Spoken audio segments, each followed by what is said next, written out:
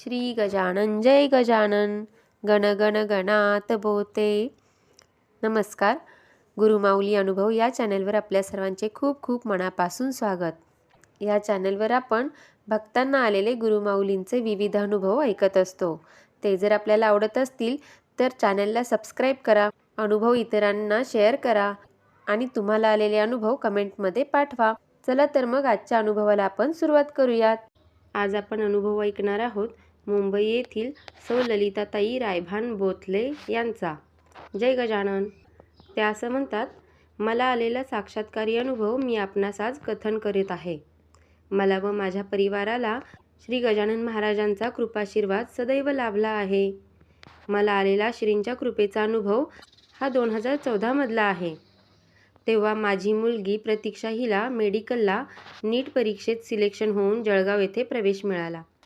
जळगावच्या मेडिकल कॉलेजला MBBS मध्ये ॲडमिशन घेण्यासाठी मी, माझे पती व मुलगी आम्ही जाणार होतो। पण हे सर्व अचानक कळल्यामुळे रिझर्वेशन करता आलं नाही। 24 सप्टेंबर रोजी मी व माझी मुलगी पतींसह आम्ही जळगावला गेलो व ॲडमिशन घेतली। मग अतिशय आनंदात व समाधानाने आम्ही आनंदवन येथे जाण्यासाठी भुसावळ मार्गे सेवाग्राम एक्सप्रेसनी निघालो। आमच्याकडे रिझर्वेशन नव्हते। आम्ही अपंगांसाठी असलेल्या डब्यामध्ये बसलो। डब्यामध्ये आणखीन 3-4 लोक होते। आदल्या दिवशी झालेलं जागरण आणि दगदगीमुळे मुलगी आणि माझे पती खाली सतरंजी टाकून झोपले आणि त्यांना लगेचच झोप पण लागली। मुलीचा लॅपटॉप तसेच साधारण 2,30,000 रुपये असलेली कॅशची बॅग हे सांभाळून सीटच्या आतल्या बाजूला अतिशय मागच्या बाजूला ठेवली। सामानाच्या रक्षणासाठी मी जागीच होते। शेजारीच एक सरदारजी बसलेले होते। मलकापूर स्टेशन आल्यावर ते बोलले की ताई, तुम्हाला झोप येत आहे, मी आता उतरणार आहे, तरी तुम्ही मी उतरल्यावर हवं तर दरवाजे खिडक्या लावून घ्या, तसेच थोडं सावधही राहा, कारण पुढचा एरिया वाईट आहे। आता पुढे गाडी शेगावला मंदिराच्या साईडने जाते, महाराजांना नमस्कार करा, सर्व व्यवस्थित होईल, असं म्हणून ते उतरून गेले। मग मी दरवाजा लावण्यासाठी उठले। तेवढ्यात अचानक एक मुलगा आत आला आणि तो दरवाजा खिडकी लावू लागला। पण मला काय वाटले म्हणून मी त्याला मनाई केली आणि मी श्री गजानन महाराजांचं स्मरण करू लागली। थोड्या वेळात मला देखील झोप लागली। गाडी बडनेराला पोहोचली आणि चहावाल्यांच्या आवाजाने आम्हाला जाग आली। तो मुलगा निघून गेलेला होता। मला थोडी शंका आली। वर्धा स्टेशनच्या जवळपास सामान चेक केलं तर माझ्या पर्समधलं सगळं सामान चोरीला गेलेलं होतं। अगदी हँडबॅगमध्ये असलेले थोडेफार पैसे, कोलगेट, ब्रश, कंगवा, पिना यासह सर्व सामान चोरीला गेलं। पण माझं टिकल्यांचं पाकिट मात्र तसंच होतं। मुलीची लॅपटॉप बॅग आणि आमची कॅश असलेली बॅग याकडे त्याचं लक्षही गेलेलं नव्हतं। ही जणू आमच्यावरती झालेली महाराजांची कृपा होती आणि महाराजांनी जणू मला आशीर्वाद दिला होता। चोरी झाल्याचं फार वाईट वाटलं, पण काही फार नुकसान झालं नव्हतं। महाराजांनी माझं टिकल्यांचं पाकिट तेव्हा का चोरीला जाऊ दिलं नव्हतं त्याचं प्रत्युत्तर आम्हाला त्याच वर्षी म्हणजे डिसेंबर 2014 मध्ये आलं। माझ्या पतीला हार्ट अटॅक आला। त्यांना ॲडमिट केलं।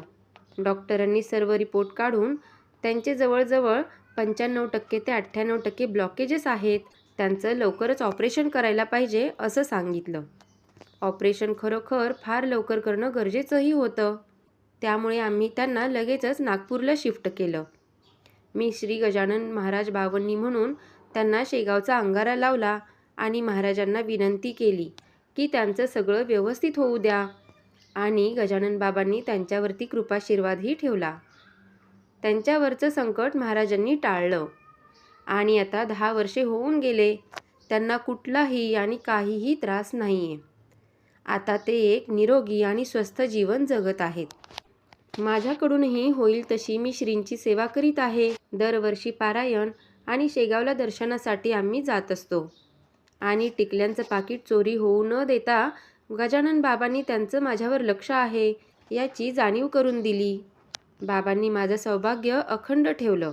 श्रींच्या चरणी वारंवार नमन। हा होता मला आलेला अनुभव। आता पुढच्या व्हिडिओमध्ये माझ्या मुलीला आलेला गजानन महाराजांचा अनुभव आपण ऐकणार आहोत. मागच्या व्हिडिओतील प्रश्नाचे बरोबर उत्तर देणाऱ्या गजानन भक्तांची नावं अशी आहेत.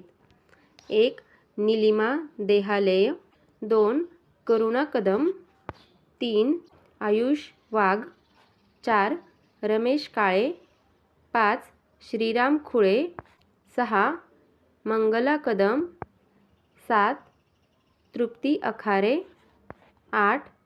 कुमुदिनी मेहेंदळे, 9. भाग्यश्री देशमुख आणि 10. सुरेखा सवाईराम. आपल्या सर्वांचे खूप खूप अभिनंदन. आता वळूयात आजच्या प्रश्नाकडे. आजचा प्रश्न आहे, श्री गजानन महाराजांनी पितांबर शिंपी या भक्ताला आपली कोणती वस्तू वापरण्यास दिली? या प्रश्नाचं जास्तीत जास्त भक्तांनी उत्तर द्यावं अशी अपेक्षा आहे.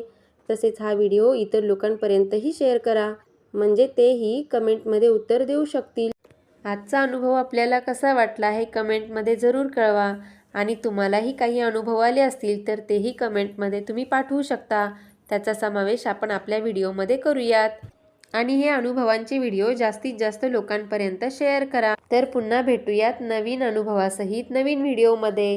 गण गण गणात बोते, गण गण गणात बोते, गण गण गणात बोते.